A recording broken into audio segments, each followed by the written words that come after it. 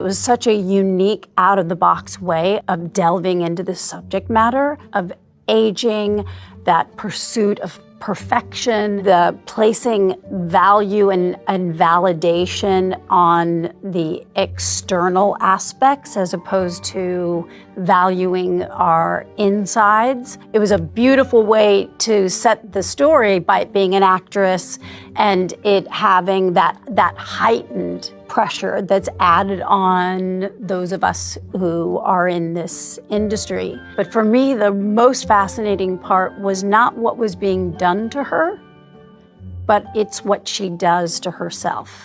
Have you ever dreamt of a better version of yourself?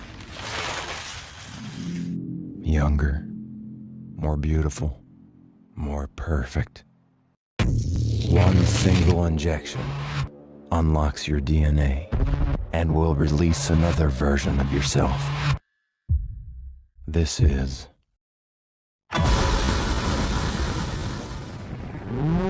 the substance. Coralie took something that is generally an inner dialogue of such harshness and negativity that I think is relatable not just to women, but to all of us as human beings, that we all are subject to moments of despair, of feeling rejected, discarded, that we don't belong.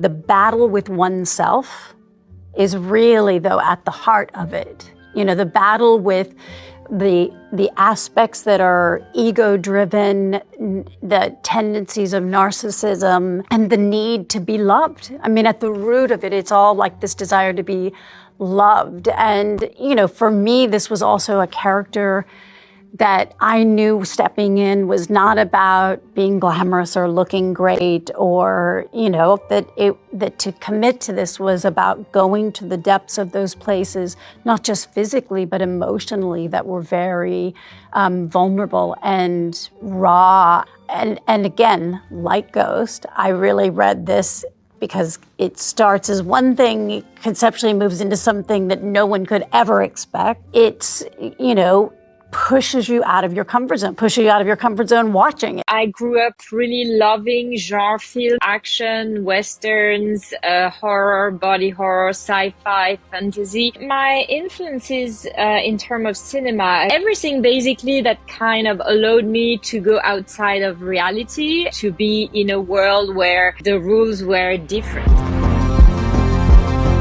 I think the ones that had the strongest influence on me were the ones that I saw on screen, that I really lived with the image, whether it is like Elephant Man, which was one that, you know, truly moved me when I was younger, whether it is Quasimodo in the French Notre Dame with his huge, you know, hunch, or Guillermo del Toro freaks as well, who are always so moving and tender. Something that was super important for me when I created the monster was that it was going to be a monstrous appearance, but for which we're going to have so much empathy. That was one super interesting, important thing that I wanted the design to transmit, because I think that the freak figure really talks to our humanity, you know, like to our fear to not be loved, to our fear to be different, to our fear to be judged.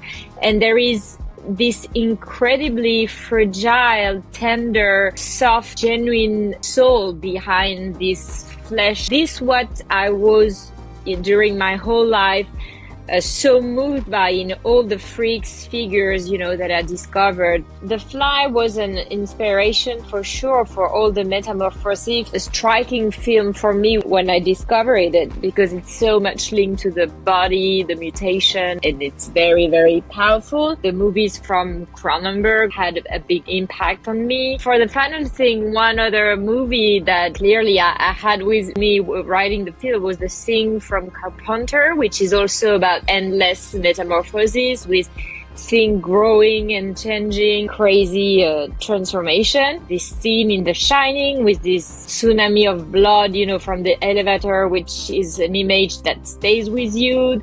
Harry, of course, such a powerful scene at the time. I think movies talk to each other. The first Star Wars trilogy made me connect to adventures and worlds that seemed so entertaining. Paul Verhoeven, RoboCop. I think they are all have a link with a rebellion, fighting something, or, you know, going through weird things that can be like mysterious or stressful, that provoke you strong emotions, whether it is fear, passion, things where I was feeling alive. All the films I've watched in my life have somewhere a place that I kind of, you know, redigest in my own way.